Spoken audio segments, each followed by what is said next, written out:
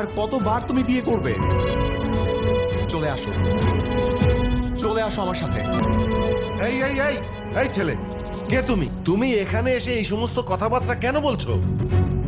আমি ইভার স্বামী। কি ইভা, চুপ করে আছো কেন? কেন সবার সামনে সত্যিটা স্বীকার করছো না? ইভা, বাবা, আমি ওনাকে চিনিই না। আমি শুধু ওনাকে 2 বার দেখেছি, ওনার নাম পর্যন্ত জানি না আমি। এত কিছু হয়ে গেল আর এখন তুমি কিনা বলছো তুমি আমার নামটাই জানো না?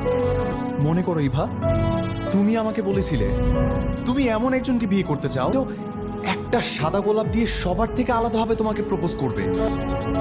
মনে করো তুমি তোমার ভালোবাসার মানুষকে বিয়ে করেছিলে ইভা, এই মাসের 10 নভেম্বর। এই ছেলে, 10ই নভেম্বর, তাই তো? ওই সময় আমার মেয়ে কোথায় ছিল? কোথায় ছিল আমার মেয়ে?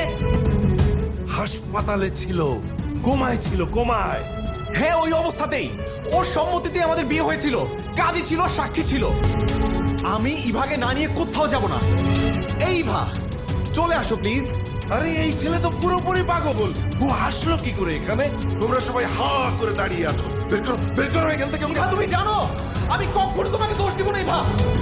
তুমি শুধু একটাবার মনে করার চেষ্টা করো, আমি তোমার অপেক্ষাতেই থাকবো ইভা, আজীবন থাকবো ইভা।